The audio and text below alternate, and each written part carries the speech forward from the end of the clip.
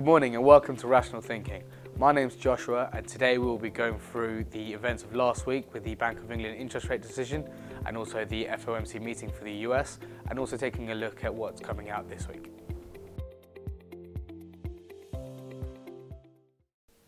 So headlines last week were dominated by the UK's interest rate decision on Thursday. Initially we had some good data out which really diminished the likelihood of an interest rate cut, but as the week developed we saw that probability come back into the market and sterling came under some sell-side pressure. In actual fact, the Bank of England did not cut their interest rates and left it at 0.75%, and more importantly the 9 voting members, none of which or no more of which voted to cut interest rates. We're showing the vote coming out as 0, 2 to 7. Friday the 31st of January signified the day the UK formally left the European Union. Now, although this didn't make the markets move at all, and it was obviously something that had been expected for some time now, it's really an indicator of what we can see moving forward in terms of the UK's proposal for a trade deal with Europe. So looking at last week's US dollar action, we saw a lot of sell-side activity with funds going into the US dollar following concerns around the coronavirus. Also, we had the FOMC minutes last week where we weren't actually expecting too much of a rate cut or rate hike, but more so forward guidance. Jerome Powell cited that the US economy was doing really well and in a really strong position with the jobs market very robust.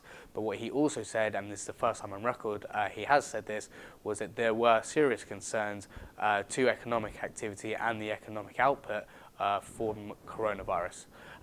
This saw naturally another big push of risk on currencies, seeing some sell-side action, pummeling funds into the US dollar as a safe haven, causing some dollar strength towards the end of the week.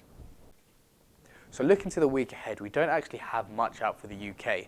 Naturally, with the UK formally having left Europe on Friday, we're going to see now discussions of a trade agreement come out, and that's going to cause some volatility on sterling. For the dollar, however, we do have a very important week, being the first working week of the month. We've got the ADP figures on Wednesday. Also, we've got some ISM manufacturing figures, but also most importantly, the jobs data on Friday. In regards to the Eurozone, again, not too much out, but we do have Christine Lagarde speaking. She's testifying before the European Parliament on their monetary policy.